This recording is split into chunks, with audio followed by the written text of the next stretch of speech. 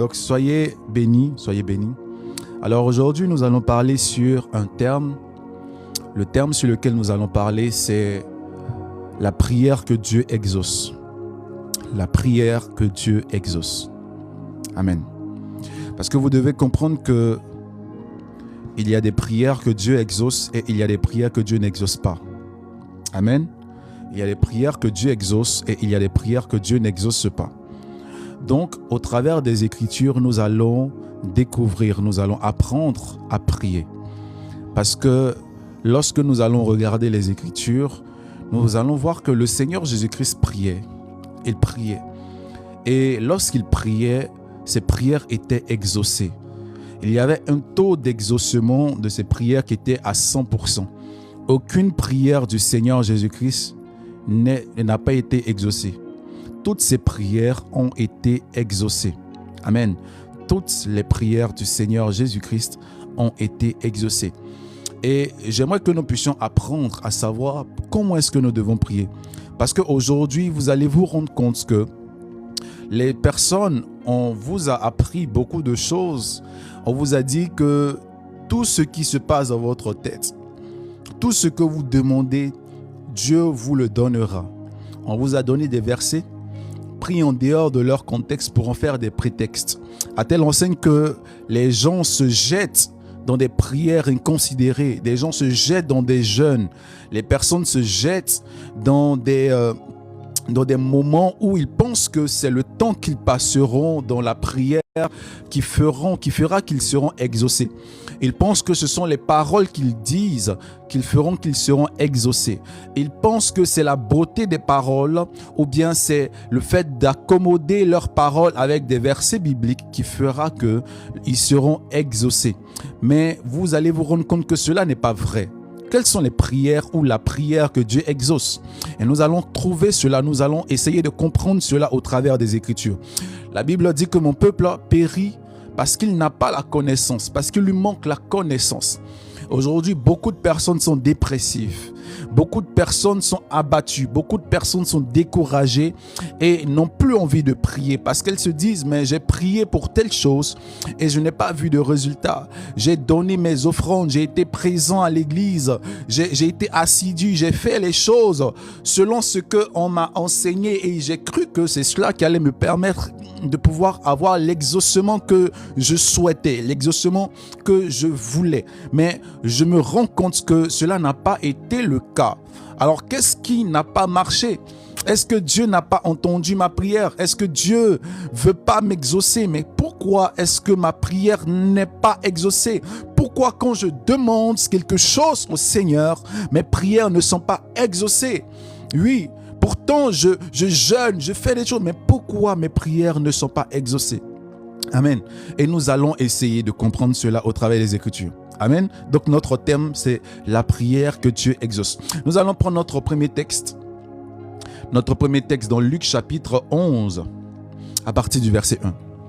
Luc chapitre 11, à partir du verset 1. Notre premier texte dans Luc chapitre 11, à partir du verset 1. Alors je lis la parole. Qu'est-ce qu'il dit? Il dit « Jésus priait un jour en un certain lieu. Lorsqu'il eut achevé, un de ses disciples lui dit « Seigneur, enseigne-nous à prier comme Jean l'a enseigné à ses disciples. Enseigne-nous à prier comme Jean l'a enseigné à ses disciples. » C'est une suggestion très intéressante pour ce disciple-là. Qu'est-ce que ce disciple vient dire? Il dit au Seigneur, il demande au Seigneur que le Seigneur leur apprenne à prier. Parce que ce disciple a remarqué que les prières que le Seigneur Jésus-Christ faisait étaient exaucées. Il n'y a pas de prière que le Seigneur Jésus-Christ ne faisait qui n'était pas exaucée. Dieu était toujours avec lui et le Seigneur exauçait toutes ses prières. Alors il doit se dire que, mais attends, mais c'est qu'il y a peut-être un code secret, il y a peut-être quelque chose que je dois faire, il y a peut-être quelque chose que nous devons comprendre au travers de la prière. Amen. Et c'est pour cette raison qu'il pose la question de savoir enseigne-nous à prier. Est-ce que tu t'es déjà posé la question sur la nature de tes prières? Est-ce que tu t'es déjà posé la question sur les qualités ou la qualité de ta prière? Est-ce que tu t'es déjà posé la question si je suis vraiment enseigné sur la prière? Est-ce que je prie bien? Est-ce que les prières que je fais là, c'est bien, c'est selon la volonté de Dieu? Amen. Il dit, enseigne-nous à prier.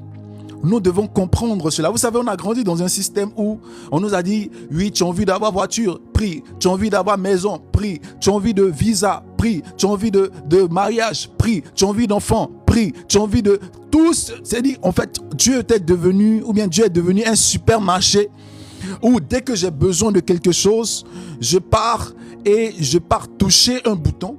Et le bouton que je touche va me permettre de pouvoir avoir ce que je veux. Amen. Est-ce que vous comprenez cela? C'est comme ça que les gens, en fait, ont pensé la prière, enseigné la prière. Mais cela n'est pas le cas. Le disciple dit, enseigne-nous à prier. Enseigne-nous à prier. Et regardez maintenant l'enseignement que le Seigneur Jésus-Christ va donner. Amen. Regardez l'enseignement que le Seigneur Jésus-Christ va donner. À partir du verset 2, il dit quoi? Il leur dit, quand vous priez, dites notre Père, ou bien dites Père, que ton nom soit sanctifié. Nous sommes dans Luc. Père, que ton nom soit sanctifié, que ton règne vienne. Amen. Dans Matthieu, je crois, il dit notre Père qui est aux cieux. Quand tu pries, il faut que tu puisses d'abord avoir que tu parles à ton Père. Amen. Tu parles à ton Père. Je veux que vous puissiez commencer à réfléchir sur cela. Vous n'êtes pas des étrangers quand vous êtes en train de prier. Vous n'êtes pas des étrangers. Vous êtes des enfants qui viennent demander quelque chose à leur Père. Amen. Vous êtes des enfants qui viennent demander quelque chose à leur papa. Et lorsque un enfant demande quelque chose à son père, il doit s'attendre à ce que son père lui donne ou son père ne lui donne pas. Est-ce que vous comprenez cela? Le père là, on ne part pas vers lui en pensant que tout ce que je vais lui demander, il va me donner. Parce que je crois que le père a plus d'expérience que moi. Il sait des choses que moi je ne sais pas. Et il sait ce qui est bien pour moi comme il sait ce qui n'est pas bien pour moi. Amen. Donc quand je demande quelque chose au Seigneur, je dois m'attendre à ce qu'il me donne comme je dois m'attendre à ce qu'il ne me donne pas. Parce que lui sait ce qui est bon pour moi. Alors, donc quand moi je prie, je parle à mon Père. Je ne parle pas à Jéhovah de la Bible, Yahweh, non. Je parle à mon Papa. La Bible dit à tous ceux qui l'ont reçu, à tous ceux qui l'ont cru, il a donné le pouvoir de devenir enfant de Dieu. Écoutez très bien. Parce que le problème que vous avez, vous n'aviez pas encore développé la mentalité des enfants de Dieu. Vous êtes enfant de Dieu, mais vous n'avez pas encore développé la mentalité d'un enfant de Dieu. Vous vous comportez encore comme des enfants du monde. Vous réfléchissez encore comme des enfants du monde. Vous agissez encore comme des enfants du monde. La mentalité animiste que nous avons eue de l'Afrique, la mentalité que nous avons héritée de nos parents biologiques, vous avez encore cette mentalité-là. À telle enseigne que les gens pensent que pour avoir quelque chose du Père, il faut que je donne une dîme, il faut que je donne une offrande, il faut que je fasse un jeûne, il faut que je fasse un sacrifice, il faut que je fasse une offrande pour avoir quelque chose du Père. Mais ça, nous avons hérité cela de la mentalité animiste. Nous avons hérité cela de la mentalité du fétichisme. Nous avons hérité cela de la mentalité de nos parents biologiques. Est-ce que je parle à quelqu'un ce soir? Alléluia. Lorsque nous sommes en train de parler, si nous parlons à notre Père, et pas n'importe lequel. Notre Père qui est aux cieux, le créateur du ciel et de la terre. Imaginez lorsqu'on vous dit que celui que vous partez demander là, c'est le président de la République. Celui à qui vous partez vous adresser, c'est le président de telle organisation, de telle entreprise. Vous êtes en train de parler au créateur du ciel et de la terre. Celui-là qui est capable de créer à partir de rien. Celui-là même qui appelle à l'existence les choses qui n'existent pas. Celui-là même qui, lorsqu'il avait dans le projet de créer le ciel et la terre, il n'y avait rien. Il a dit que la lumière soit et la lumière fut. Ce Dieu-là est capable de réaliser infiniment et au-delà de tout ce que vous espérez par sa puissance qui agit en vous. Vous n'êtes pas en train de parler à un Dieu des eaux. Vous n'êtes pas en train de parler à une divinité d'un village, à une divinité, à un caillou. Vous n'êtes pas en train de parler à une divinité animale. Vous êtes en train de parler au créateur du ciel et de la terre. Et le créateur du ciel et de la terre est votre papa. Est-ce que vous commencez à réfléchir?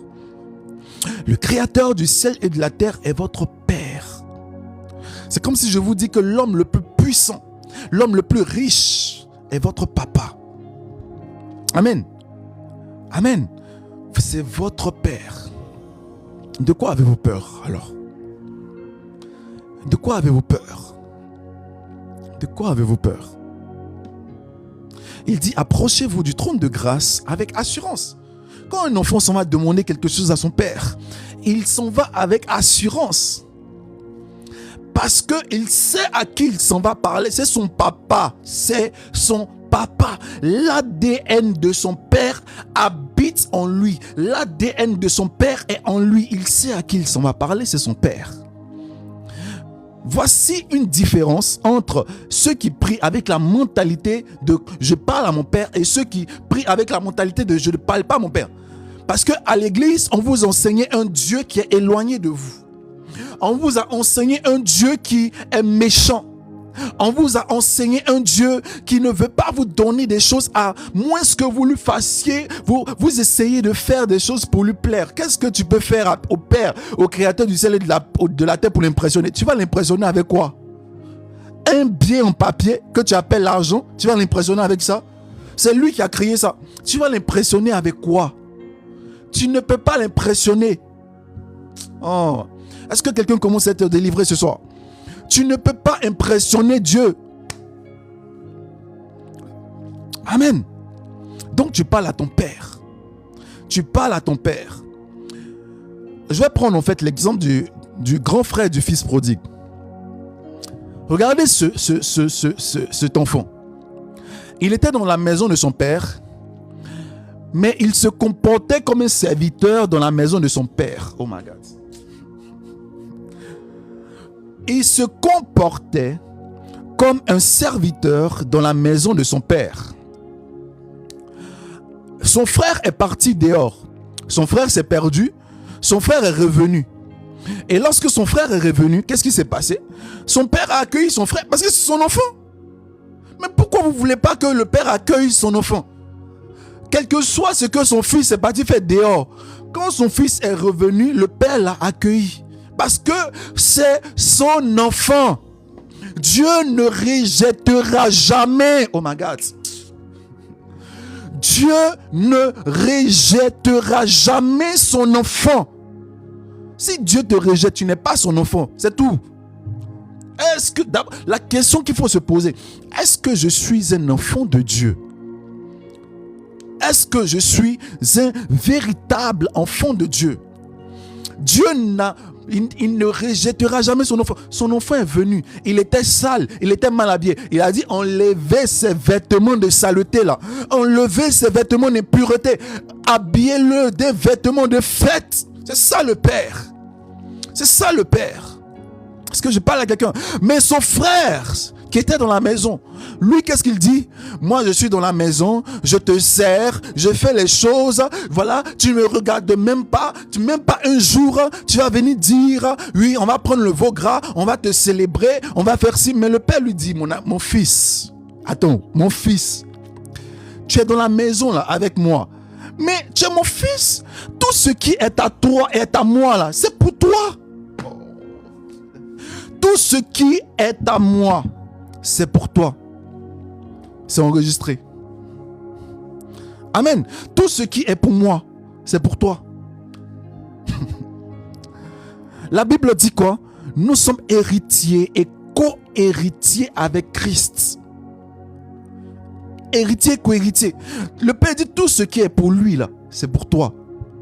Toi, pourquoi tu te fatigues? Pourquoi tu te fatigues?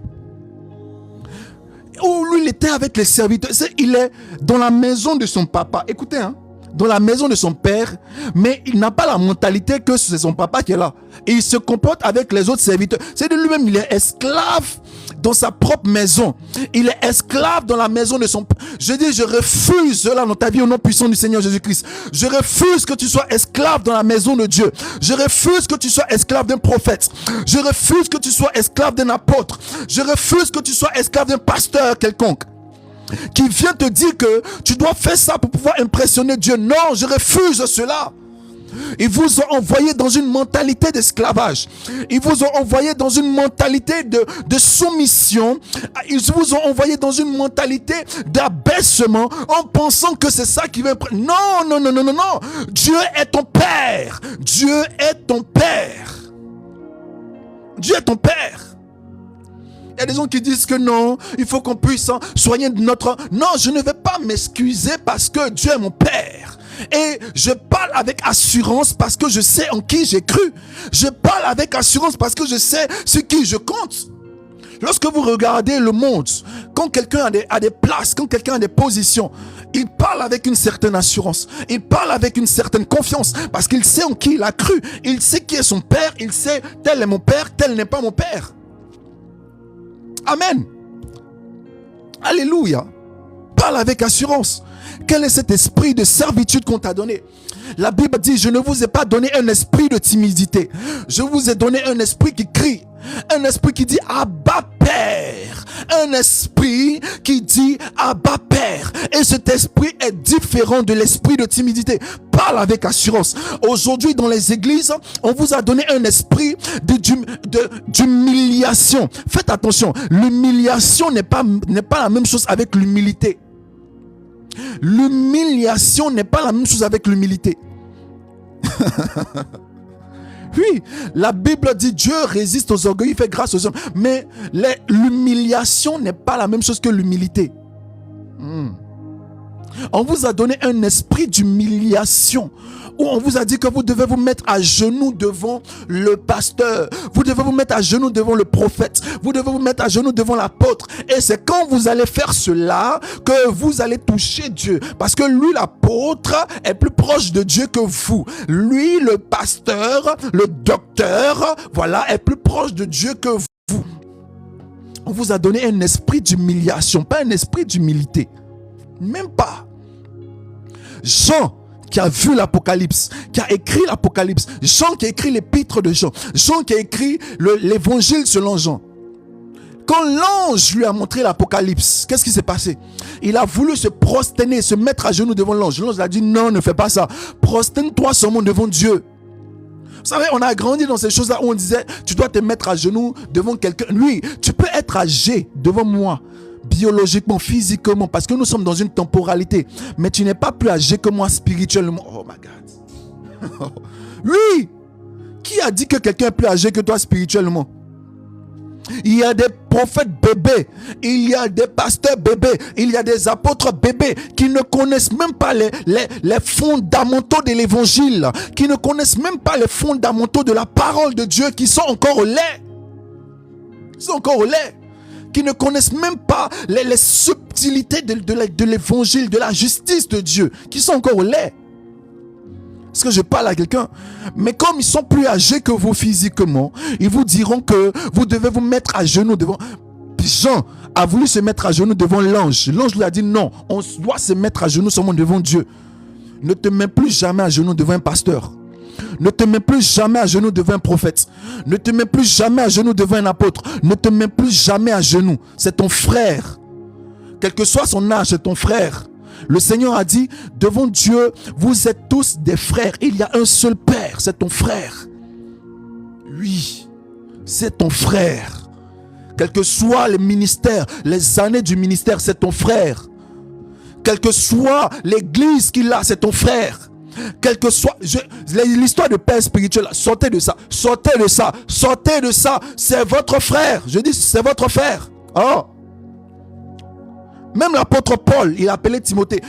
Dans un verset, il dit Timothée, mon fils, en la foi. Mais dans d'autres versets, il dit recevez Timothée, notre frère. Timothée était son frère. C'est quoi cette histoire? Aujourd'hui, on vous envoie dans une mentalité d'idolâtrie, du culte de la personnalité. À telle enseigne que vous avez plus de respect pour des êtres humains qui partent aux toilettes comme vous, qui partent aux toilettes, qui se lavent, qui font les choses. Vous avez plus de considération pour ces que pour Dieu. Vous êtes dans le culte de la personnalité. Et l'église doit être délivrée de cela. L'église doit être délivrée du culte de la personnalité.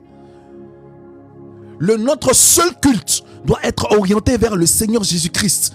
Dans la chambre haute, on n'a pas vu un seul disciple aller se prosterner devant Pierre. Dans la chambre haute, ils étaient sans feu. Qui est parti se prosterner devant Pierre? Qui est parti se prosterner devant Jean? Qui est parti? Personne. Ils étaient tous frères. Ils demeuraient ensemble. Ils étaient tous frères. La fraternité. La fraternité. Alléluia. Lorsque un serviteur, lorsque un enfant de Dieu commence à entrer dans la mentalité de la fraternité, il commence à devenir humble. Parce qu'il sait que même celui qui s'est converti aujourd'hui est capable de lui apprendre des choses. Celui qui s'est converti aujourd'hui est capable de lui montrer des choses. Il n'a pas cet orgueil-là de penser qu'il sait tout. Non. Celui qui est né aujourd'hui est capable de te prophétiser. Celui qui est né aujourd'hui est capable de t'expliquer des mystères. L'apôtre Paul, oh my God, l'apôtre Paul, lorsqu'il a reçu le Seigneur, lorsqu'il a vu le Seigneur, qui était le pasteur de Paul? Qui était l'enseignant de Paul? Qui était le père spirituel de Paul? Mais pourtant, c'est pas Paul qui a écrit presque tout le Nouveau Testament. C'est pas Paul qui a écrit presque tout le Nouveau Testament. Quelle était l'église de Paul? Quelle était la communauté de Paul? Quel était le père spirituel de Paul? Mais pourtant il connaissait, il avait compris l'évangile. Il dit l'évangile que j'ai reçu et que je vous enseigne, je ne l'ai pas reçu d'un homme. Oh my God. Je ne l'ai pas reçu d'un homme. Mon évangile, je ne l'ai pas reçu d'un homme. On a détruit la confiance que vous avez. On a détruit la confiance. Vous n'avez même plus confiance en vous. Beaucoup de personnes, Dieu a mis en vous des dons extraordinaires. Dieu a mis des dons puissants à l'intérieur de vous pour l'édification de son corps. Mais on vous a mis dans un complexe d'infériorité à telle enseigne que vous n'avez plus confiance en vous. Vous comptez uniquement sur les autres. Qu'est-ce que l'autre va dire? C'est lui qui a l'onction, c'est lui qui est puissant, c'est lui à qui Dieu parle. Alors que la parole de Dieu te dit, vous tous, vous avez reçu l'onction. Il dit que vous avez tous reçu l'onction. Allez-y lire dans le livre de Jean, dans l'épître de Jean. Dans la nouvelle alliance, il dit, il a fait de nous un royaume de sacrificateurs. Tout le monde est sacrificateur et Jésus-Christ, lui, est le souverain sacrificateur. Tout le monde est le roi, et Jésus-Christ est le roi des rois. Oh my God. Tout le monde est roi et Jésus-Christ est le roi des rois. Tout le monde est seigneur et Jésus-Christ est le seigneur des seigneurs. Dans la nouvelle alliance, c'est ça. Il n'y a pas un camp où il y avait les Lévites et le peuple n'a pas. Non, il a fait de nous un royaume de sacrificateurs et une nation saine. Tu es le roi. Et Jésus-Christ est le roi des rois. Tu es roi. Dis avec moi, je suis roi. Dis avec moi, je suis seigneur. Dis avec moi, je suis sacrificateur. Je suis roi, je suis seigneur, je suis sacrificateur. Je suis roi, je suis seigneur, je suis sacrificateur. Je suis roi, je suis seigneur, je suis sacrificateur. Tu es Dieu très haut. Et Jésus-Christ est le souverain sacrificateur. Jésus-Christ est le roi des rois. Jésus-Christ est le Seigneur des seigneurs. C'est ça la nouvelle alliance. Mais c'est pour cette raison que vous allez voir que ces personnes aiment vous prêcher Moïse. Parce que dans le ministère de Moïse, c'est à Moïse seulement que Dieu parlait. C'est ça. Ils aiment vous prêcher Moïse. Ils aiment vous prêcher la loi. Ils aiment vous prêcher l'ancienne alliance. Parce que dans l'ancienne alliance, Dieu parlait seulement à une personne. Et la personne à qui Dieu parle, lui va venir révéler au peuple qu'est-ce que Dieu a dit. Le Seigneur a dit, dans les derniers temps, je répandrai de mon esprit sur toute chair. Sur toute chair. Vos fils et vos filles prophétiseront. Vos vieillards auront des songes et des visions. Oui! C'est quoi cette histoire? Que Dieu parle sur une personne et puis nous on est là. On doit le regarder. Ça veut dire que moi je suis né pour aller m'asseoir dans une église, aller chauffer les bancs d'une église, et nous sommes en train de chauffer les bancs 1 an, 2 ans, 3 ans, 4 ans, 20 ans, assis dans la même église. Tu n'évolues pas spirituellement et tu dis que toi tu es venu pour accompagner tel. Même les disciples, ils ont passé combien avec le Seigneur Jésus-Christ? 3 ans et demi. 3 ans et demi, ils sont passés de disciples à apôtres. Toi, ça fait combien d'années que tu es à l'église en train de chauffer les bancs? Je refuse que tu sois un chauffeur des bancs de l'église. Je refuse que tu sois un chauffeur de chaises. Je refuse que tu sois un chauffeur de sièges dans les églises. Mais le temps pour toi est arrivé d'entrer dans la maturité spirituelle. Aussi longtemps que l'héritier est enfant, il ne diffère en rien d'un esclave. Tu dois entrer maintenant. Toi, chaque jour, on doit t'infantiliser. Oui, papa, prie pour moi. C'est quoi cette histoire? Toi, tous les jours, on doit prier pour toi. Dieu, là, ce n'est pas ton papa aussi. Tu ne veux pas aller prier. Ce n'est pas ton papa aussi. Tous les jours, on doit prier pour toi. Ah papa, j'ai fait un songe.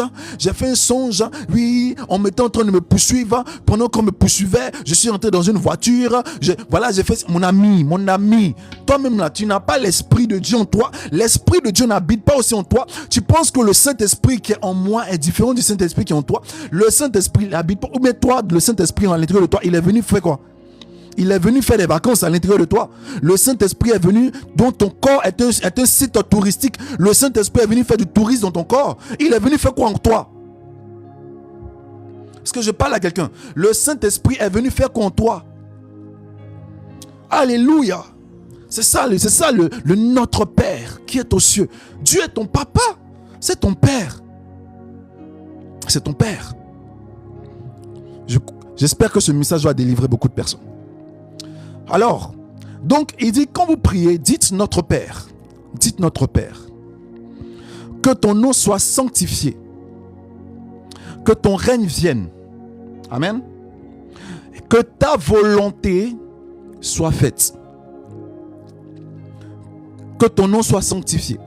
Donc que ton nom soit mis à part. Que ton nom diffère de nous. C'est-à-dire, dans ma conscience, je te mets à part. Je dois te mettre à part dans ma conscience. Que ton règne vienne. Je veux que ton règne vienne. J'aspire à ton règne. Je désire ton règne. Je vois le règne des êtres humains. Ce règne est un règne imparfait. Je vois le règne de Obama. Je vois comment il ramène la saleté dans le monde, les guerres dans le monde. Je vois le règne des dirigeants dans le monde. Je vois comment il dirige mal le monde.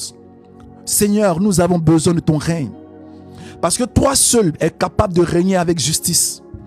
Toi seul es capable de régner avec droiture. Toi, tu ne vas pas favoriser le pauvre, le riche au détriment du pauvre. Tu ne vas pas favoriser celui qui a plus de relations au détriment de celui qui n'a pas de relations. Tu ne vas pas favoriser celui qui est né dans une bonne famille au détriment de celui qui est né dans les bas quartiers. Seigneur, nous avons besoin de ton règne. J'aspire à ton règne. Quand est-ce que ton règne viendra? Quand est-ce que ton règne viendra? Alléluia. Quelqu'un qui prie comme ça, ça veut dire qu'il reconnaît en lui une certaine incapacité de pouvoir régner. Parce qu'il voit en lui que c'est un être humain, que lui fait des erreurs. Mais Dieu ne fait pas d'erreur. Dieu ne fait pas d'erreur. Dieu est le créateur et c'est lui à qui on doit donner le droit de régner avec justice. Alléluia. Quand tu réfléchis comme ça, ça veut dire que tu es en train d'aspirer au règne de Dieu. Une prière qui est exaucée est une prière dont on aspire au règne de Dieu. Et qui parle de règne de Dieu, parle de la justice de Dieu. Qui parle du règne de Dieu, parle de la droiture de Dieu. Qui parle du règne de Dieu, parle de l'équité de Dieu. Qui parle du règne de Dieu, parle de la grâce de Dieu. Qui parle du règne de Dieu, parle de la miséricorde de Dieu. Que ton règne vienne. Qui parle du règne de Dieu, parle de la paix. Parce que Dieu seul est capable de ramener la véritable paix dans ce monde. La véritable paix. Pas la paix comme on la voit aujourd'hui, une paix artificielle. Il n'y a même pas de paix, il n'y a même pas de paix. Il y a la guerre partout. Il y a la guerre partout. L'antichrist, quand il viendra, il va ramener une fausse paix. Ça ne sera pas la vraie paix. Une paix où il sera en train de persécuter tous ceux qui ne sont pas d'accord avec lui. Il sera en train de les persécuter. Il va les tuer. C'est une fausse paix. Une paix qui peut être détruite à chaque instant. Une paix où il a besoin d'avoir des caméras partout parce qu'il n'est pas omniprésent, il n'est pas omnipotent. Une paix où il est obligé de surveiller tout le monde, de mettre des micros partout pour entendre ce que les gens disent, pour comprendre leurs pensées. C'est ça en fait la paix que lui vend. Une fausse paix. Le Seigneur, lui, il n'est pas. Lui, il est omniprésent, omnipotent, omnitout. Lui, il cherche à transformer les cœurs parce qu'il sait que c'est au travers de la transformation des cœurs que la véritable paix viendra. C'est pour cette raison que nous aspirons à son règne. Tu veux que ta prière soit exaucée? Il faut laisser tes histoires là. Parle d'abord du règne de Dieu. Aspire au règne de Dieu. Aspire au règne de Dieu. Toi, quand tu viens prier, ma voiture, ma maison, mon travail, mes enfants, mais en quoi est-ce que le règne de Dieu, le règne de Dieu là, ça ne t'intéresse pas aussi? Est-ce que le monde dans lequel tu vis là, ça te plaît? Ça te plaît, tel qu'il est, ça te plaît comme ça? Tous les jours, des enfants meurent, des filles sont violées, des gens. Est-ce que ça te plaît? Ça te plaît tel que le monde, ça te plaît? Que ton règne vienne. Un enfant de Dieu doit aspirer au règne de Dieu. Je ne parle pas du faux règne que les faux pasteurs de l'évangile de prospérité vous enseignent. C'est pas de ça que je parle. Je parle du véritable règne de Dieu. Parce qu'eux, ils viennent vous dire quoi? Que le règne de Dieu va venir quand les chrétiens seront riches. Mais ces gens sont destinés à aller en enfer. Si je dis tous les jours, ces pasteurs-là qui vous disent ça, que l'enfant de Dieu doit être riche, l'enfant de Dieu doit avoir l'argent, et c'est quand il aura l'argent, il va imposer le règne de Dieu. Tu es destiné à partir en enfer, parce qu'il n'y a pas de Dieu en toi. Pasteur, tu ne te réponds pas de ce faux message de l'évangile de prospérité, l'enfer sera ton partage, parce que tu n'as jamais connu le Seigneur Jésus-Christ. Tu penses que la paix peut venir par un billet de banque?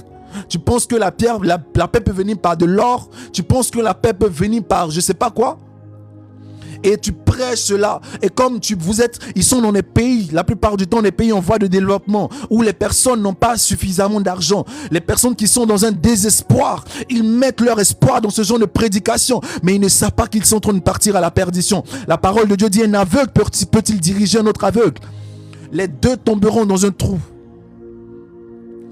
Alléluia.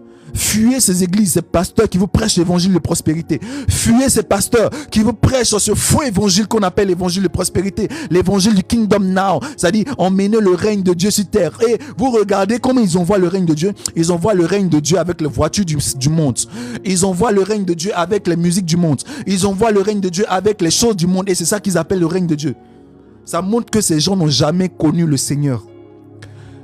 Plusieurs me diront ce jour-là: n'avons-nous pas prophétisé en ton nom? N'avons-nous pas fait des miracles en ton nom? N'avons-nous pas fait des grandes choses en ton nom? Il va dire: arrière de moi, je ne vous ai jamais connu, vous qui commettez l'iniquité. Je ne vous ai jamais connu. Quiconque aspire veut que ses prières soient exaucées, tu dois aspirer au règne de Dieu. Et quand tu aspires au règne de Dieu, cela va d'une manière ou d'une autre modeler ta manière de prier, va modeler tes sujets même de prière, parce que tu vas te rendre compte que les prières que tu avais l'habitude de faire, qui étaient des prières égoïstes, maintenant vont se transformer en prières qui aspirent au règne de Dieu.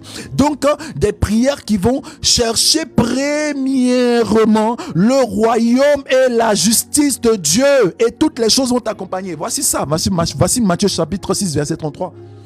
Cherchez premièrement le royaume et la justice de Dieu. Quand tu aspires au règne de Dieu, tu aspires au royaume de Dieu, tu aspires au règne de Dieu, tu aspires à la justice de Dieu, tu aspires à ça. C'est ça en fait.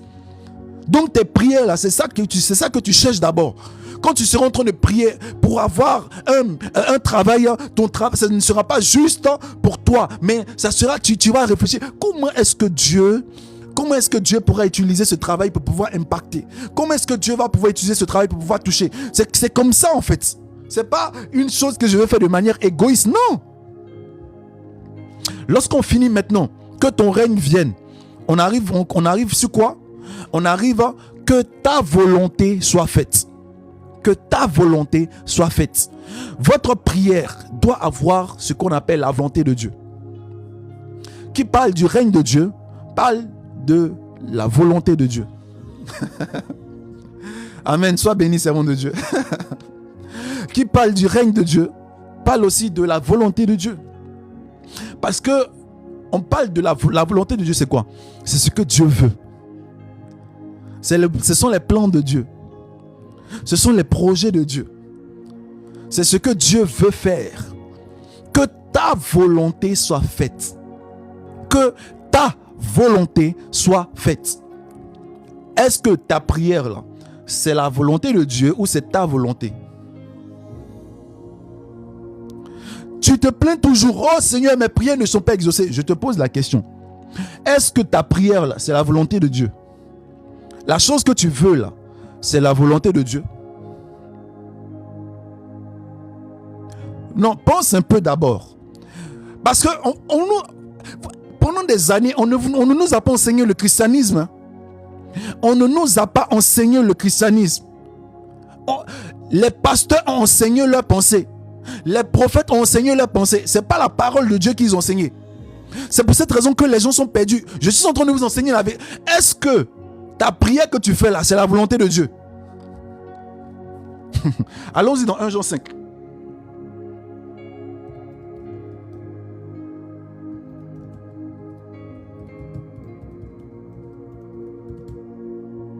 « 1 Jean 5, verset 14. 1 Jean 5, verset 14. Donc j'ai pris ton message, servant de Dieu. Amen. Amen. Bah, tu peux continuer quand même. Tu me disais que quand le Saint-Esprit va te diriger, il va te montrer en fait des choses que peut-être moi je n'ai pas dit, que je n'ai pas dites. 1 Jean 5, le verset 15. Amen. Je lis la parole. 1 Jean 5, verset 14, pardon. Je lis la parole. Qu'est-ce qu'il dit? Nous avons auprès de lui cette assurance que si nous demandons quelque chose selon sa volonté, il nous écoute. Que si nous demandons quelque chose selon quoi? Si nous demandons quelque chose selon quoi? Sa volonté. Toute prière en dehors de la volonté de Dieu ne sera jamais exaucée. Tu peux aller faire jeûne. Écoute bien. Tu peux aller donner, dis même mes petits, va donner 100% de ton salaire. Va jeûner pendant 2000 jours. Si ta prière est en dehors de la volonté de Dieu, ta prière ne sera jamais exaucée. Jamais. Va donner l'argent à tous les pauvres que tu veux. Ta prière en dehors de la volonté de Dieu, ta prière ne sera jamais exaucée. Jamais. Je relis le verset pour que ce verset puisse bien entrer dans ton esprit. Il dit, nous avons auprès de lui cette assurance que si nous demandons, donc si, condition, nous demandons quelque chose selon sa volonté, il nous écoute. Donc vous allez comprendre maintenant ce qu'il disait dans les évangiles. Tout ce que vous allez demander en mon nom, je vous le donnerai. Non, mais c'est tout ce que vous demandez quoi? Selon sa volonté. La Bible se complète. Tu ne dois pas seulement t'arrêter aux évangiles. La Bible se complète. C'est tout ce que vous allez demander selon sa volonté. Selon sa volonté, il nous écoute. Amen. On va prendre maintenant Proverbe 19, verset 21. Proverbe 19, verset 21. Proverbe 19, le verset 21. Proverbe 19, verset 21. Alors je lis la parole, qu'est-ce qu'il dit? Il dit, il y a dans le cœur de l'homme beaucoup de projets, mais c'est le dessein de l'Éternel qui s'accomplit. Il y a dans le cœur de l'homme beaucoup de projets. Dans ton cœur là, il y a beaucoup de projets. Et dès qu'on regarde, on prend ton cœur et puis on essaie de mettre ça sur une feuille. On va voir mariage, finances, travail, enfantement, voilà, toute entreprise. Voilà, dans ton cœur là, il y a beaucoup de projets. Mais Dieu te dit que parmi tous ces projets là, c'est sa volonté, lui, qui va s'accomplir. C'est sa volonté qui s'accomplit. Donc la question qu'il faut se poser, est-ce que mes projets concordent avec la volonté de Dieu ou mes projets ne concordent pas avec sa volonté? Oui. Est-ce que mon projet concorde avec la volonté de Dieu ou mon projet ne concorde pas avec sa volonté? Si mon projet concorde, ça va marcher. Si ça ne concorde pas, ça ne marchera pas. Donc vous allez comprendre, voici un verset encore qu'on prend en dehors du contexte. Confie tes projets à l'Éternel et confie tes projets à l'Éternel et tes projets vont réussir. Non, c'est confier ces projets pour savoir si mes projets sont dans la volonté de Dieu. Si ton projet n'est pas dans la volonté de Dieu, mon ami, tu peux faire ça. Tu peux confier seulement ton projet quand ton projet est dans la volonté de Dieu. Oui, quand ton projet est dans la volonté de Dieu. La volonté de Dieu, c'est ça qui dirige le monde. Oui, c'est ça qui dirige le monde. Un enfant de Dieu, là, il est là pour accomplir la volonté de Dieu. Il n'est pas là pour accomplir sa volonté. Il n'est pas là pour accomplir sa volonté. Jean chapitre 6, verset 38. Jean chapitre 6, verset 38. Jean chapitre 6, le verset 38. Je lis la parole. Il dit quoi? Car je suis descendu du ciel pour faire non ma volonté, mais pour faire la volonté de celui qui m'a envoyé. Je suis descendu du ciel pour faire non ma volonté, mais pour faire la volonté de celui qui m'a envoyé. Un enfant de Dieu n'est pas là pour faire sa volonté, parce que ta volonté là est une volonté que tu as héritée de tes convoitises mondaines, est une volonté que tu as héritée de tes ambitions personnelles, de ta jalousie, parce que tu as vu que Bintou s'est mariée, elle a eu un grand mariage, toi aussi tu veux la même chose. C'est de la convoitise et ce sont des passions. Dieu ne répond pas aux prières de passion. Dieu répond aux prières de besoin, aux prières qui sont dans sa volonté. Est-ce que je parle à quelqu'un ce soir? Des prières qui sont dans sa volonté. Il dit, je suis venu pour accomplir non ma volonté, mais accomplir la volonté de celui qui m'a envoyé. Jean chapitre 6, le verset 38. Amen. La parole de Dieu va nous dire encore dans le livre de Jacques, il va dire, vous demandez, vous ne recevez pas parce que vous demandez mal, dans le but de satisfaire vos passions. Est-ce que quand tu demandes là, c'est la volonté de Dieu ou ce sont tes passions personnelles? Tes prières sont-elles inspirées de la volonté de Dieu ou ce sont tes passions personnelles? Tes rêves personnels, tes projets personnels, tes ambitions personnelles. Il y en a d'autres, tu pries même pour que Dieu tue tes ennemis. Ça, c'est quelle prière ça? Dieu tue mes ennemis. Dieu t'a dit que lui, il aime ce genre de prière. Dieu t'a dit que lui, sa volonté, c'est d'accomplir ce genre de prière. Retour à l'envoyer. Ça, c'est quoi ça? Voici des choses qui prolifèrent aujourd'hui dans les églises. Et les gens pensent qu'ils sont en train d'apprendre la parole de Dieu. Non, ils n'apprennent pas la parole de Dieu. Alléluia. Alléluia. La volonté de celui qui m'a envoyé.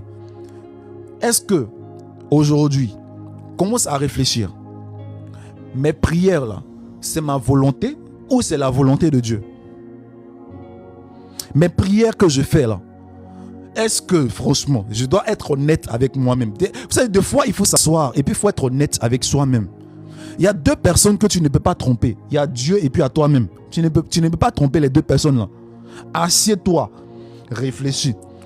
Les prières que tu fais là, c'est ta volonté ou c'est la volonté de Dieu? Ce sont tes ambitions personnelles ou les projets de Dieu? Ce sont tes projets personnels, tes convoitises charnelles ou la volonté de Dieu? Vous connaîtrez la vérité et la vérité vous affranchira. Tu vois que tu t'es fatigué pendant des années dans les jeûnes et tu n'as rien vu. Tu vois que tu t'es fatigué, pourquoi? Parce que tu partais prier pour tes convoitises. Tu partais prier pour tes projets. Tu partais prier pour ta volonté personnelle. Tu comprends un tout petit peu?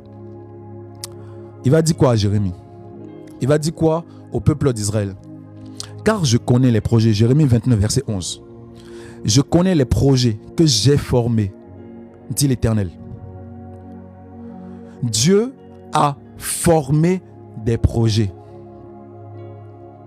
Dieu a formé. Ce n'est pas toi qui forme des projets.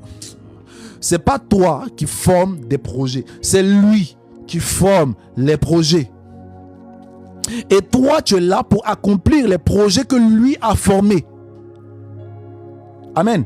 Je reviens tout à l'heure. J'ai dit comment connaître la volonté de Dieu. Je vais expliquer. Lui, il sait quels sont les projets que lui a formés. Mais toi, tu veux former tes projets et tu viens vers lui en disant, Seigneur, voici mon projet. Mets ton cachet sur mon projet et que mon projet marche. Ça ne marchera pas. Ça ne marchera pas. Je connais les projets que j'ai formés. Alléluia. On va prendre encore un autre verset. Allons-y dans Ésaïe, chapitre 46, le verset 10. Ésaïe, chapitre 46, le verset 10. Ésaïe, chapitre 46, le verset 10.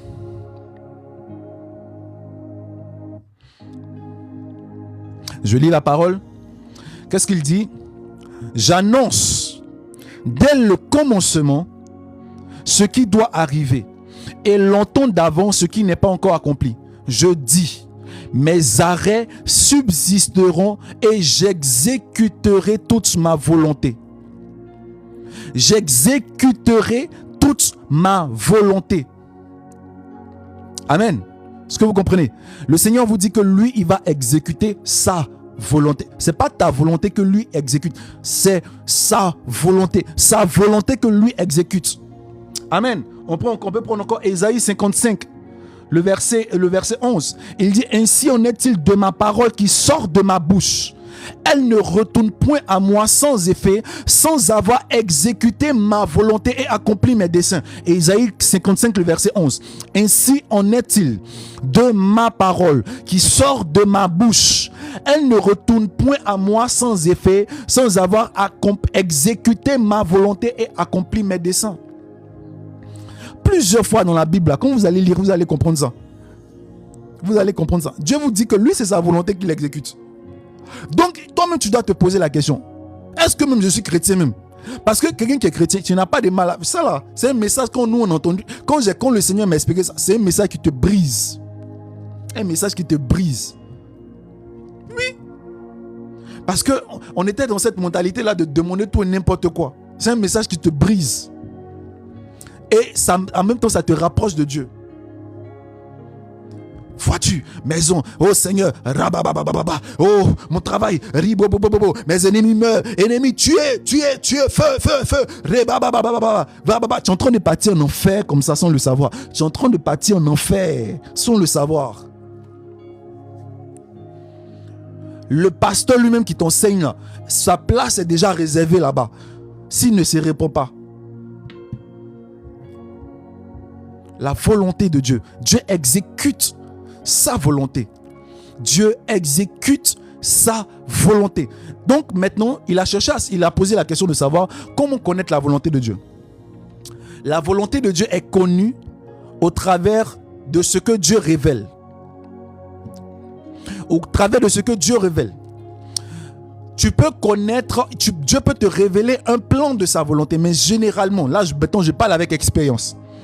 Généralement, Dieu ne te révèle pas tout son plan. Amen. Écoute bien. Dieu ne te révèle pas tout son plan. Parce que même c'est dans sa volonté de ne pas te révéler les choses complètement. Il peut te révéler une partie et te laisser dans l'ignorance concernant une partie. Pourquoi? Parce que cette ignorance dans laquelle il va te laisser va modeler un certain comportement en toi et qui va t'envoyer à faire certains choix. Est-ce que je parle à quelqu'un? Imaginez si Joseph savait qu'il allait être premier ministre en Égypte. Peut-être qu'il n'allait jamais arriver en Égypte. Est-ce que tu essaies de comprendre ce que je dis? La volonté de Dieu, c'est qu'il soit premier ministre. Mais si Joseph savait ça d'avance, peut-être qu'il n'allait jamais être premier ministre. Pourquoi? Parce que le plan là, c'était que ses frères puissent le vendre pour qu'il arrive en Égypte. Joseph n'allait pas, on sait pas, tu ne sais pas. C'est pour cette raison qu'on te dit les voies de Dieu sont insondables. Dieu ne révèle pas sa volonté comme ça, hein. Mais il te donne des signes, il te donne des indices qui vont te permettre de pouvoir savoir quelle est sa volonté, notamment des songes. des songes et des visions. Des songes et des visions peuvent aider à connaître une partie du plan de Dieu. Mais aussi les Écritures, la méditation des Écritures. Quand tu vas prendre par exemple, tout à l'heure on a parlé de quoi? Le règne de Dieu. Je sais que si je veux que ma prière soit exaucée, il faut que je puisse penser au règne de Dieu d'abord. Ça, je ne peux pas me délecter de cette condition-là. Le règne de Dieu est très important. Deuxième condition, la volonté de Dieu. La volonté de Dieu. Donc, maintenant, je vais comprendre Matthieu chapitre 6, le verset 33, qui dit quoi? Recherchez premièrement le royaume et la justice de Dieu. Donc, quoi encore? La justice de Dieu. La justice de Dieu. Pas la justice des hommes, mais la justice de Dieu. Il y en a. C'est ça en fait. Justice de Dieu. Il dit quoi? Heureux ceux qui ont faim et soif de justice. On parle de la justice de Dieu. C'est ça le truc. La justice de Dieu. Le droit de Dieu. La volonté de Dieu. Le règne de Dieu. Et tout cela va t'aider à modeler ta prière. Amen. La volonté de Dieu, donc ce que Dieu veut. Je vais prendre deux exemples dans la Bible. Le premier exemple, c'est le cas de Anne. Pendant des années, Anne n'arrivait pas à avoir un enfant. Anne n'arrivait pas à avoir un enfant. Mais la volonté de Dieu, écoutez, c'était que Anne ait un enfant. La volonté de Dieu, c'était que Anne puisse avoir un enfant. Mais Anne n'avait pas d'enfant. Alors, qu'est-ce que Dieu permet? Dieu permet que Pénina mortifie Anne. Deux fois, les gens que vous appelez vos ennemis là, vous ne savez pas que les ennemis là, Dieu les a placés là pour vous envoyer dans sa volonté. Oh. Alléluia. Je vous parle, il faut qu'on puisse commencer à grandir. Les ennemis sont là pour vous envoyer dans la volonté de Dieu. S'il n'y a pas d'ennemis, il n'y a pas de volonté de Dieu. S'il n'y a pas Judas, il n'y a pas de croix. S'il n'y a pas Judas, il n'y a pas de croix. S'il n'y a pas Satan pour attaquer Job, Job ne va jamais dire mes oreilles avaient entendu parler de toi, mais maintenant mes yeux ont vu.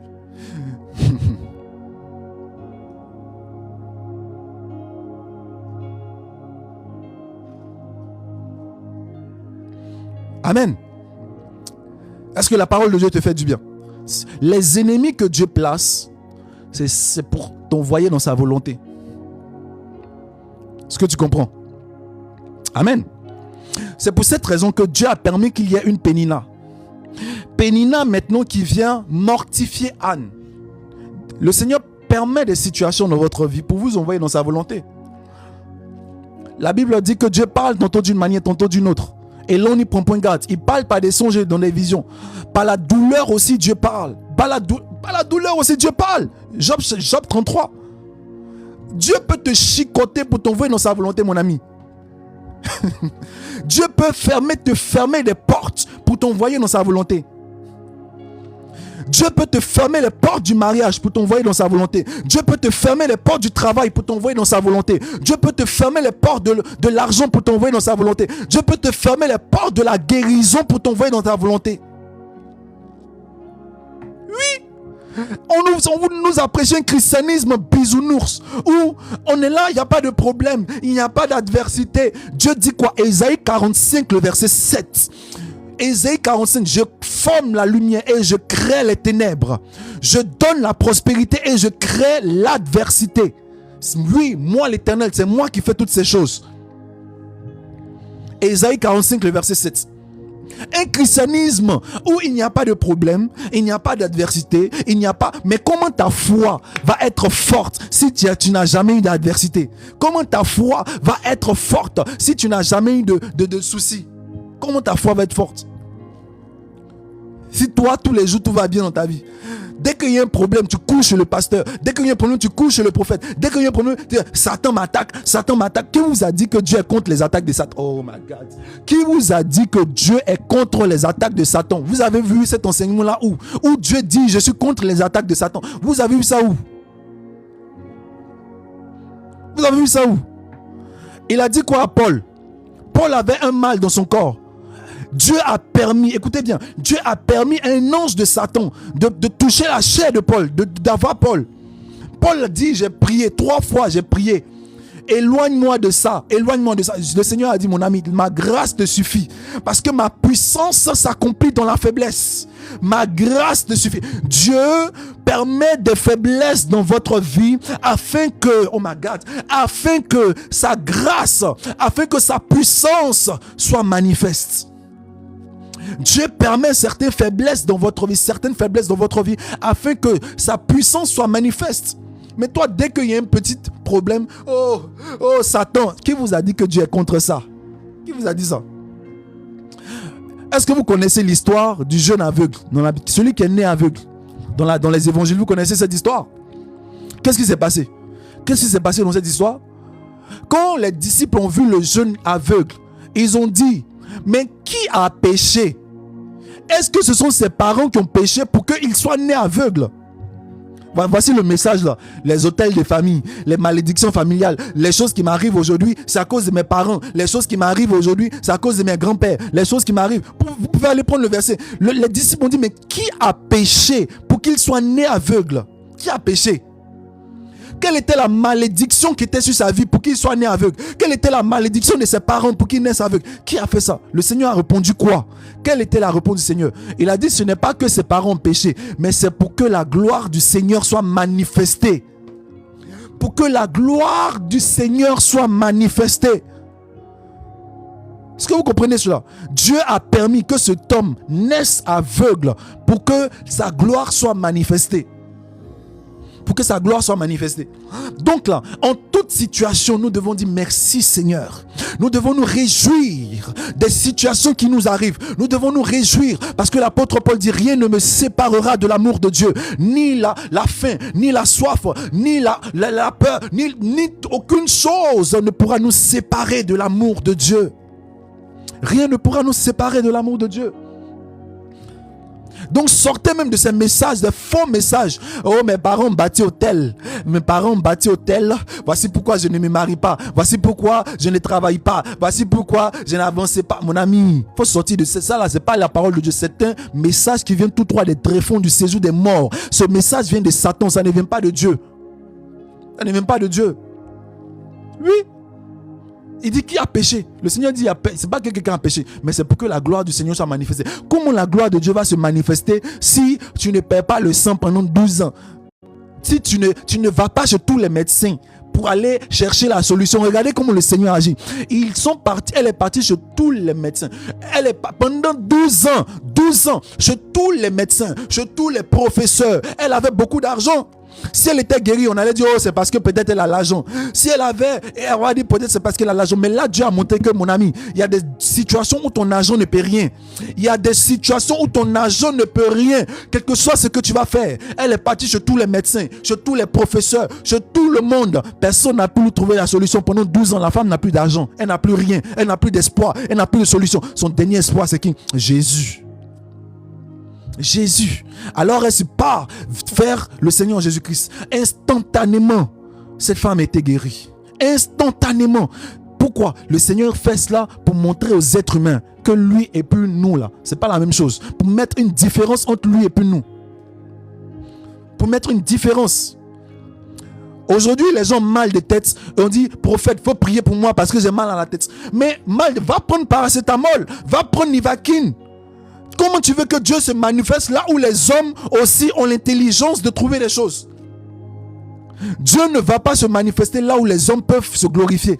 Dieu ne va pas se manifester. Écoutez bien, Dieu ne se manifeste pas là où les hommes peuvent se glorifier. Dieu se manifeste là où les hommes ne peuvent pas faire quelque chose. Là où il n'y a pas d'espoir. Les gars me regardent, ils disent non, ça nous dépasse. Quand tu dis que ça me dépasse, là maintenant, c'est là que Dieu entre en place. Il a dit quoi, Paul? Ma grâce te suffit parce que ma puissance s'accomplit pendant la faiblesse. Là où il y a la faiblesse. La faiblesse des hommes est la gloire de Dieu. La faiblesse des hommes et la gloire de Dieu. Ça, c'est le message de la servante de Dieu, Théa. Alléluia. Est-ce que vous comprenez cela? Donc Pénina, qui était en train d'être mortifiée par Anne, elle est partie prier. Elle prie. Ça ne va pas. Jusqu'à ce que elle dit, je vais entrer dans la volonté de Dieu. Je vais entrer dans la volonté de Dieu. Et la volonté de Dieu, c'est quoi? Dieu cherchait un prophète. Dieu cherchait un prophète. Dieu cherchait un sacrificateur. Dieu cherchait qui encore? Comment ils appellent? Samuel était sacrificateur, prophète, et puis il était quoi encore là? Il était juge. Dieu cherchait un juge. C'était ça que Dieu cherchait. Parce que celui qui était sacrificateur, Élie là, lui là, ses enfants faisaient du n'importe quoi. Dieu cherchait quelqu'un qui allait prendre sa place. C'était ça la volonté de Dieu.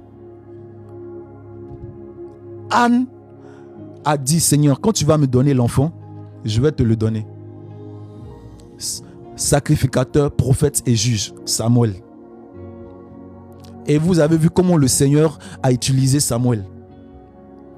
Parce qu'Anne n'a pas, à un moment donné, là, elle ne priait même plus. C'est-à-dire, certes, il y a ce besoin d'avoir un enfant, mais en même temps, elle a ramené le besoin de Dieu dans elle, son besoin.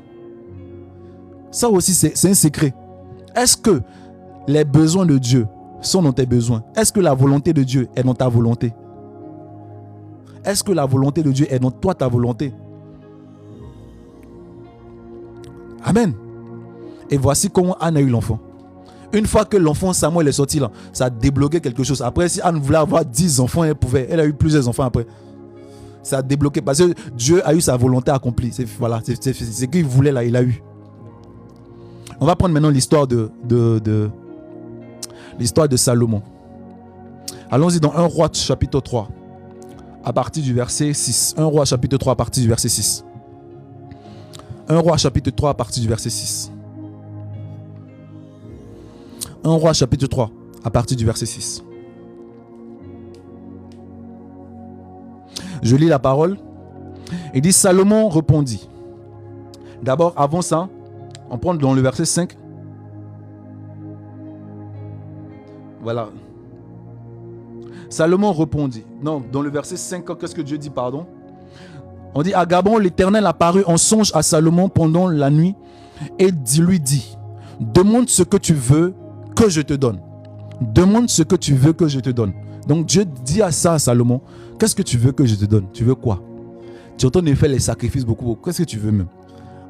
Vous allez voir la prière de Salomon. Regardez la prière de Salomon. Verset 6, Salomon répondit, tu as traité avec une grande bienveillance ton serviteur David, mon père, parce qu'il marchait en ta présence, dans ta fidélité, dans la justice. Vous avez entendu? Il marchait en ta présence, dans la fidélité, dans la justice, dans la droiture. La justice, la droiture, la présence, la fidélité. Voici pourquoi Dieu était avec David. Si toi tu es une personne injuste, Dieu ne sera pas avec toi. Si tu es une personne qui ne marche pas dans la droiture, Dieu ne sera pas avec toi. Tu es une personne qui ne marche pas dans la fidélité, Dieu n'est pas avec toi. Tu es une personne qui ne marche pas, Dieu n'est pas avec toi. Autrement dit, qui marche dans la justice, qui marche dans la présence, qui marche dans la fidélité et qui marche en fait dans la droiture, c'est l'enfant de Dieu, celui qui a reçu le Saint-Esprit en lui. David était le prototype de la nouvelle naissance, était le prototype de quelqu'un qui est né de nouveau. Parce que c'est le Saint-Esprit qui peut t'envoyer à marcher dans la droiture. C'est le Saint-Esprit qui peut t'envoyer à marcher dans la fidélité, dans la présence continue de Dieu. C'est le Saint-Esprit qui peut t'envoyer à faire ça. Amen. Est-ce que vous comprenez? Donc, il dit quoi? Dans la droiture de cœur. Et tu lui as conservé cette grande bienveillance et tu lui as donné un fils qui est assis sur son trône, comme on le voit aujourd'hui. Maintenant, donc il va commencer sa prière. Maintenant, Éternel mon Dieu, tu as fait régner ton serviteur à la place de David mon père. Et moi, je ne suis qu'un jeune homme, je n'ai point d'expérience. Je disais quoi tout à l'heure? La faiblesse des hommes est quoi? La gloire de Dieu. Quelle est la faiblesse de Salomon ici? Il a dit quoi? Moi, je ne suis qu'un jeune homme, je n'ai point d'expérience. C'est-à-dire, je ne sais pas grande chose. je suis jeune, je n'ai pas d'expérience. Voici la prière d'un homme humble.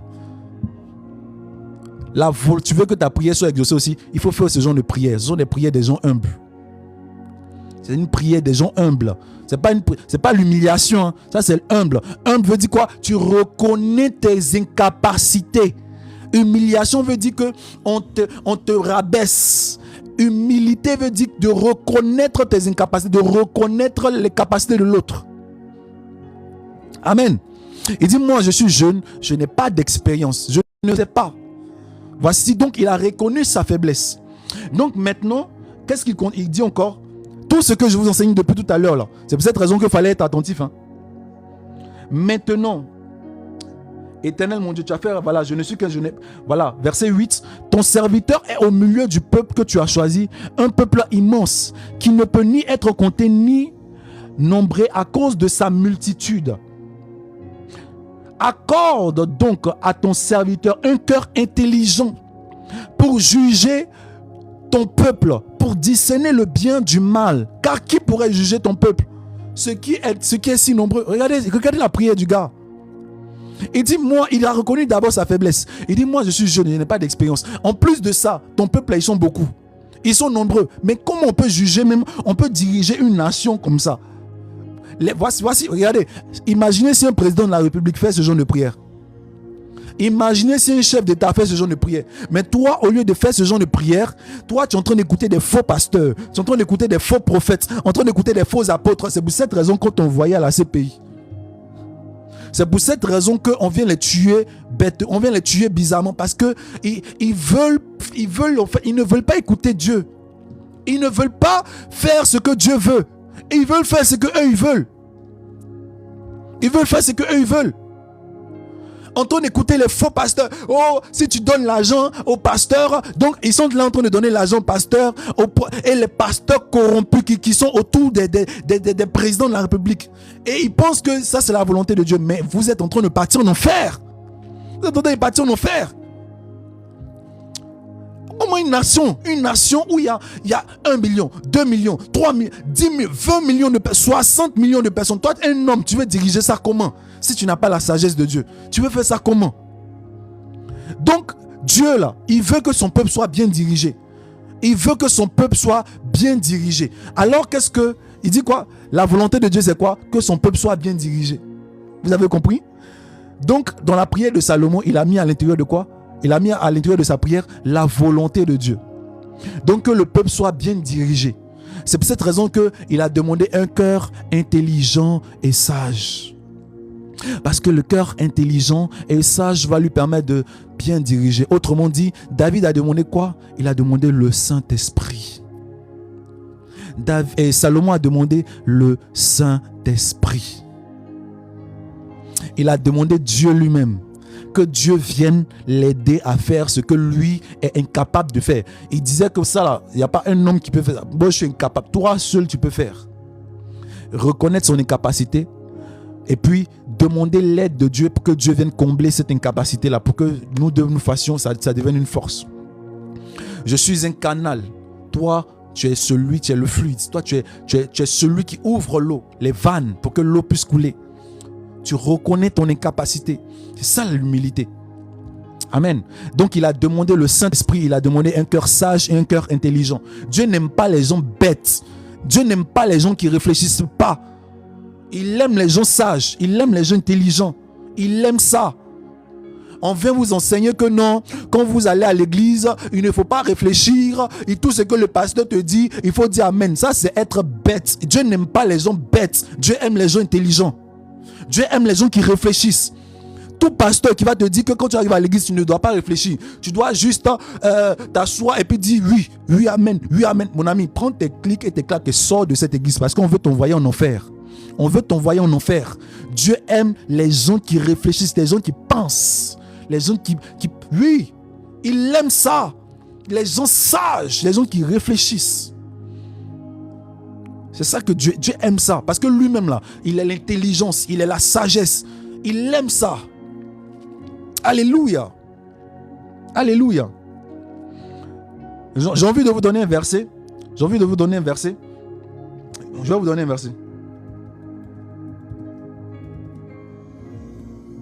C'est dans le livre de Proverbes. Proverbe 25, le verset 2.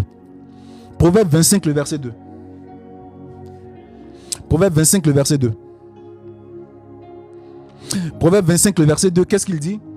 Il dit, la gloire de Dieu, c'est de cacher les choses. La gloire des rois, c'est de sonder les choses. Vous avez compris? La gloire de Dieu est de cacher les choses. Dieu se glorifie en cachant les choses. Les gens disent que non, il faut que je puisse prier, Dieu va me révéler, Dieu va me révéler. Qui vous a dit ça? Qui vous a dit ça? Que Dieu révèle tout ce que vous demandez? Qui vous a menti même en fait? La gloire de Dieu est de cacher les choses. La gloire des rois est de sonder. Sonder, c'est-à-dire tu réfléchis, tu sondes, tu penses, tu analyses, tu essaies de trouver parce que Dieu a caché. Et c'est pour cette raison, regardez le monde. Quand tu trouves quelque chose là, le monde commence à dire ouais, on te met à une position de roi parce que tu as trouvé ce que les autres n'ont pas trouvé. Tu t'es assis pour réfléchir. Tu t'es assis pour penser. Imaginez aujourd'hui si tu arrives à... Toi, Dieu connaît le remède contre le VIH-Sida. Il connaît le remède. Mais pourquoi Dieu ne donne pas le remède? Celui qui va trouver là, qu'est-ce qui va se passer? On va le lever. On va le mettre à un rang de roi. Mais avant de le trouver, tu vas réfléchir. Tu vas penser. C'est pour cette raison qu'il faut partir à l'école. Toi, tu ne veux pas partir à l'école. C'est quelle histoire ça en fait? Tu ne veux pas aller à l'école. Tu ne veux pas penser. Tu ne veux pas t'asseoir pour étudier. Tu ne veux pas étudier aussi. Et toi, quand tu es en face des gens qui ont étudié, ça t'énerve. Un pasteur qui n'aime pas les gens qui étudient, c'est un démon. C'est un démon. Tu dois étudier. Tu dois étudier. Tu dois aimer les études. Tu dois aimer sonder les choses. Tu dois aimer la méditation. La méditation, c'est ça l'étude. C'est de s'asseoir et de réfléchir. Réfléchir, c'est ça la méditation. Alléluia. Donc on repart à Salomon. On repart à Salomon dans 1 Roi chapitre 3 verset 9. Il dit, accorde donc à ton serviteur un cœur intelligent pour juger ton peuple, pour discerner le bien du mal. Discerner le bien du mal. Donc le cœur intelligent va t'aider à faire quoi? À avoir le discernement. Quand tu es intelligent, tu discernes. Tu ne dis pas amen à tout. Tu t'assois d'abord. Tu regardes, tu réfléchis, tu analyses. Les gens disent que la dîme rend riche. Mais je vois dans mon église que beaucoup de personnes payent la dîme, mais ils sont pauvres. Est-ce que c'est ce que Dieu a véritablement dit? Alors maintenant, je vais aller vérifier les Écritures pour savoir qu'est-ce que Dieu a dit. Et je vois ce que Dieu a dit et je me rends compte qu'en réalité, Dieu n'a jamais dit ça. Donc maintenant, je dis, pasteur, tu es un menteur. Parce que Dieu n'a jamais dit que quand tu vas donner ta dîme, tu vas être riche financièrement. Tu es un menteur. Mais ça, c'est quoi? On appelle ça le discernement. Si tu refuses de faire ça et tu dis amen à tout, ça, c'est à tes risques et périls. Mon peuple est détruit parce qu'il manque de la connaissance. Parce qu'il manque de la connaissance, parce qu'il ne réfléchit pas, parce qu'il ne veut pas penser, il n'a pas un cœur intelligent. Le Saint-Esprit à l'intérieur de lui, là, il ne fait rien. Le Saint-Esprit est venu te donner l'intelligence et la sagesse. Alléluia. Accorde à ton serviteur un cœur intelligent pour juger ton peuple, pour discerner le bien et du mal. Car qui pourrait juger ton peuple? Ce peuple si nombreux, qui pourrait le faire? Amen. Donc, le verset 10. Qu'est-ce qui s'est passé dans le verset 10? Il dit, cette demande de Salomon plut au Seigneur. Cette demande de Salomon plut au Seigneur. Cette demande de Salomon plut au Seigneur. Voici pourquoi sa prière est exaucée. Cette prière-là a plu à Dieu. Toi, ta prière-là, est-ce que ça plaît à Dieu? C'est-à-dire, est-ce que vous avez vu le processus que je vous ai montré? Quand tu es dans ce processus-là, tes prières plaisent à Dieu. Il a cherché la volonté de Dieu. Il a reconnu ses faiblesses. Il a dit que c'est Dieu seul qui peut combler. Il a reconnu Dieu. Il a fait si. Il ne cherchait pas ses propres désirs. Il cherchait la volonté de Dieu. Cette prière-là plaît à Dieu. Ta prière-là, est-ce que ça plaît à Dieu? Le thème d'aujourd'hui, c'est la prière que Dieu exauce. Est-ce que ta prière plaît à Dieu? Dieu exauce les prières qui sont dans sa volonté. Donc tes prières qui lui plaisent. Si ta prière ne plaît pas à Dieu, Dieu ne l'exaucera pas. Maintenant, regardez la réponse de Dieu. Il dit quoi? Verset 11, 1 Roi 3, verset 11, il dit, et Dieu lui dit, puisque c'est là ce que tu demandes, puisque tu ne demandes pour toi ni une longue vie. Dieu n'aime pas les prières où on lui demande une longue vie.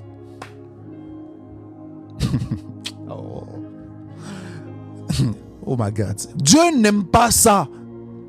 Ah non, La question qu'il faut se poser, pourquoi Dieu va me donner une longue vie? Pourquoi Dieu va me donner une longue vie? Pourquoi il va me donner une longue vie? Qu'est-ce que lui gagne dans le fait de te donner une longue vie en fait? Seigneur, donne-moi la longue vie. Seigneur, donne-moi la longue vie. Pourquoi il va te donner ça? Est-ce que tu t'es déjà assis pour savoir, mais si Dieu me donne une longue vie là, c'est pour faire quoi? Toi, tu es un pervers. Tu es un impudique notoire. Et tu veux que Dieu te donne une longue vie. Pourquoi? Pourquoi tu continues à violer les enfants? Pourquoi tu continues à dévierger les enfants des gens? Pourquoi tu continues à prendre les filles et ne pas les marier? Pourquoi tu continues à coucher à gauche, à droite? Tu veux que Dieu te donne une longue vie. Pourquoi tu veux que Dieu te donne une longue vie? Amen. Il dit, tu ne demandes pas pour toi une longue vie, ni les richesses. Seigneur, rends-moi riche. Seigneur, rends-moi riche. Pourquoi tu veux que Dieu te rende riche? Oh, c'est parce que tu veux aller te venger dans le quartier là. Les gens t'ont négligé parce que tu penses que c'est la richesse là qui va faire que les gens vont te considérer. Donc la go que tu as draguée, qui ne t'a pas accepté, tu dis que non, c'est parce que je n'avais pas l'argent. Le jour que tu as là, tu vas avoir l'argent, ils vont t'accepter, ils vont te considérer. Donc tu vas pouvoir aller chercher toutes les femmes que tu veux. Tu as un cœur corrompu, un cœur sale, un cœur pervers, et tu veux que Dieu te donne les richesses pour que quoi, tu puisses continuer en fait la destruction, tu puisses continuer les mauvaises choses, tu puisses continuer à faire les mauvaises choses. Voici pourquoi Dieu n'exauce pas les prières. Est-ce que le cœur là est transformé? Est-ce que Dieu habite dans ce cœur? Est-ce que ce que tu veux là, c'est la volonté de Dieu? Tu veux qu'on puisse chanter ton nom dans les micros, qu'on puisse dire, les artistes puissent chanter ton nom. C'est pour ça que tu cherches l'argent. Dieu gagne quoi dans ça? Dieu gagne quoi dans ça? Tu ne demandes ni pour toi les richesses. Tu ne demandes pas les richesses. Ni la mort de tes ennemis. Oh. Donc Dieu n'aime pas ça. Oui, Dieu n'aime pas ça. Dieu n'aime pas ce genre de prière. Ni la mort de tes ennemis. Rétoile l'envoyeur. Feu, feu. Lui, le feu sur mon village. Le feu sur les sorciers de mon village. Vous connaîtrez la vérité. Et la vérité vous affranchira. La vérité vous affranchira. Pourquoi tu demandes la mort des gens? Pourquoi tu veux que les gens meurent? Tu penses que tu seras plus heureuse quand les gens vont mourir? Tu penses que toi, les choses qui te réussissaient pas, ça va te réussir comme par magie quand les gens vont mourir? Sérieusement? Oui, on a bloqué mon mariage. Qui a bloqué ton mariage? Quelqu'un peut bloquer ton mariage.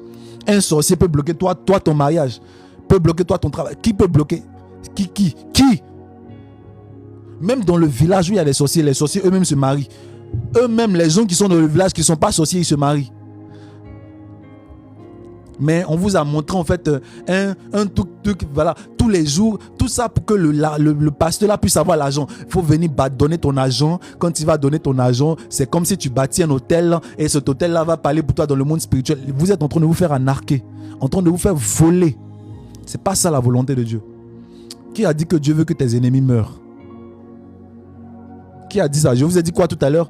Dieu place les ennemis pour nous envoyer dans sa volonté. Donc Dieu a mis l'ennemi là pour t'envoyer dans sa volonté et toi tu veux qu'il meure. Toi tu veux qu'il meure. La prière contre les ennemis est très inutile. Très inutile. Très inutile. Est-ce que vous avez vu le Seigneur Jésus-Christ prier contre Satan pour dire Satan, je prie contre toi, je t'envoie le feu, je t'envoie sinon, même Pierre et Simon qui étaient attaqués. Et il dit Satan t'a réclamé pour te cribler comme le froment. J'ai prié pour toi afin que quoi? Satan arrête de t'attaquer. J'ai prié pour que Satan s'éloigne de toi. J'ai prié pour que ta foi ne défaille point. C'est la foi là. Dieu a prié pour la foi. Il ne prie pas contre Satan, il prie pour la foi. Il dit prenez les armes de Dieu avec lesquelles vous pouvez résister. Les armes de Dieu, c'est quoi? Le casque du salut, la foi, l'épée de la justice et l'épée de la parole de Dieu, la cuirasse de justice, la ceinture de vérité. C'est ça? Vous avez vu une prière contre Satan? Vous avez vu ça où? Vous avez vu ça où? On a vu une prière contre les sorciers. Vous avez vu ça où? David dit, je me couche et je m'endors. Si une armée campait contre moi, je me couche et je m'endors. L'Éternel est mon bouclier. Vous avez vu ça où? L'ange de l'Éternel campe autour de tous ceux qui le craignent pour les arracher du danger. Si toi, l'ange de l'Éternel ne campe pas autour de toi, il faut te poser la question. Il dit l'ange de l'Éternel campe autour de tous ceux qui le craignent pour les arracher du danger. Toi, écoutez bien ce que je vais vous dire. Le fait qu'on te poursuive là, ça ne veut pas dire que Dieu n'est pas avec toi. Vous entendez ce que je dis, hein? Ce n'est pas parce qu'on te poursuit en rêve que ça veut dire que Dieu n'est pas avec toi. J'espère que ça va délivrer quelqu'un. Dieu a libéré le peuple d'Israël de l'Égypte. Mais l'Égypte est en train de poursuivre le peuple d'Israël. Est-ce que parce que le peuple d'Égypte est en train de poursuivre le peuple d'Israël, ça veut dire que Dieu n'était pas avec eux? Dieu était là. Il était dans la colonne de nuée, dans la nuée, dans la colonne de feu. Il était là. Dieu était là avec eux. Mais le peuple d'Israël, dans la nuée, dans la colonne de feu, il était là. Dieu était là avec eux. Mais le peuple d'Israël, les Égyptiens étaient en train de les poursuivre. Même bizarrement, vous allez vous rendre compte que on les poursuivait, mais on ne les atteignait pas. Le jour que j'ai compris ça, j'étais délivré.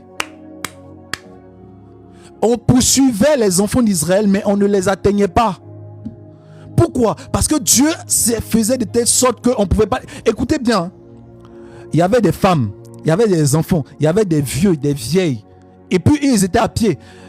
Derrière, c'était une armée qui avait des chars, des chevaux. Ils ne pouvaient pas atteindre des gens qui étaient à pied, des vieillards. Mais pourtant, les gens qui étaient à pied, là, eux, ils entendaient le bruit de ceux qui les poursuivaient. Est-ce que vous connaissez Dieu? Vous connaissez les voix de Dieu? Vous connaissez les voix de Dieu? Dieu permettait qu'ils entendent le bruit, mais il ne permet pas que les ennemis puissent les atteindre. Ce n'est pas parce qu'on te poursuit que ça veut dire que Dieu n'est pas avec toi. Dieu était là. C'est pour cette raison qu'on ne pouvait pas les atteindre. Tant qu'on n'a pas pu t'atteindre, Dieu est avec toi. On ne pourra pas t'atteindre. Je dis, vous savez depuis combien d'années on te poursuit? Est-ce qu'on a pu t'atteindre? On a pu t'atteindre. Depuis combien Et puis généralement, il faut remarquer, hein, quand on te poursuit là, il y a quelque chose qui se passe et pam, c'est comme s'il y a des gens qui apparaissent dans ton songe et puis en même temps, tu disparais, en même temps, on ne peut pas t'avoir, en même temps, quelqu'un veut te prendre, il t'envoie quelque part. Toi, tu dis, oh, j'ai eu la chance. C'est l'ange de Dieu que tu appelles la chance. L'ange de Dieu que tu appelles la chance. Ah, ok. Tu appelles ange de Dieu la chance. L'ange de l'Éternel campe autour de tous ceux qui le craignent. Pourquoi? Pour les arracher. Quand il y a les dangers là, lui, il fait quoi? Il vient et il t'arrache. C'est pour cette raison qu'on te poursuit et puis il ne t'atteint pas. Il ne t'atteint pas. Depuis des années, on te poursuit. Mon ami, il faut dormir. Arrête de prier. Dors. Tu te réveilles, il faut dormir, c'est bon. Si on n'a pas pu t'atteindre, dors, continue ton sommeil.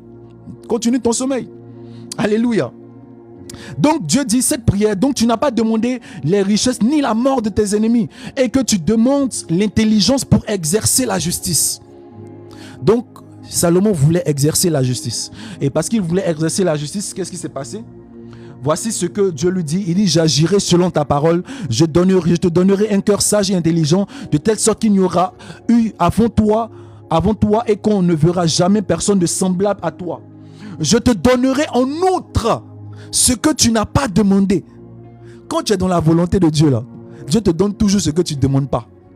C'est pour cette raison qu'il dit, il est capable de réaliser infiniment et au-delà de tout ce que nous espérons par sa puissance qui agit, au-delà de ce que nous on espère. Il dit, je te donnerai en outre ce que tu n'as pas demandé. Parce que Dieu est capable de confier des choses à quelqu'un qu'il sait que le Saint-Esprit habite en lui. Je te donnerai en outre ce que tu n'as pas demandé. Je vais te donner l'argent, la richesse, la gloire, les choses là que les gens veulent. Mais toi, tu ne cherches pas la volonté de Dieu. Tu ne cherches pas le règne de Dieu. Tu ne cherches pas la justice de Dieu. Tu ne cherches pas la droiture de Dieu. Tu ne veux pas la présence de Dieu. Tu ne veux rien de tout ça. Toi, tu veux la mort de tes ennemis. Tu veux des richesses. Et puis tu veux que Dieu t'écoute. Dieu ne t'écoutera pas. Il ne t'écoutera pas. Il ne t'écoutera pas. Donne dîme. 120% de ton salaire. Ton salaire de tout, tu donnes 100 000 jours de jeûne et de prière. Dieu ne t'écoutera pas. Il ne t'écoutera pas. Parce que tu ne t'occupes pas de sa volonté. Tu ne t'occupes pas de ce qu'il lui veut. Il dit quoi? Je suis venu non pour faire, je suis descendu non pour faire ma volonté, mais pour faire la volonté de celui qui m'a envoyé. Amen. J'espère que ce message vous a édifié. Nous allons commencer à prier. Nous allons commencer à prier. Nous allons commencer à prier. Nous allons commencer à prier. Parle à ton Seigneur, parle à ton Dieu ce soir. Dis Seigneur, aujourd'hui j'ai entendu ce message et je prie que ce message puisse demeurer en moi. Seigneur, que je puisse marcher selon ta volonté. Que je puisse marcher selon tes désirs. Seigneur, que tout ce qui est en moi, qui résiste encore à ta volonté, que ces choses, éternel mon Dieu, mon roi, baissent et que toi seul tu puisses grandir. Jean-Baptiste a dit, il faut que je diminue et que toi tu croisses. Seigneur, nous devons diminuer, notre être, nous devons diminuer. Nos convoitises doivent diminuer, nos ambitions doivent diminuer, nos projets doivent diminuer, nos orgueils, notre orgueil doit diminuer afin que toi tu puisses grandir. Afin que toi tu puisses grandir. Prie, parle à ton Père ce soir. Parle, ça c'est une prière d'humilité. Dieu aime ce genre de prière. Parle-lui, parle-lui. In the mighty name of Jesus Christ.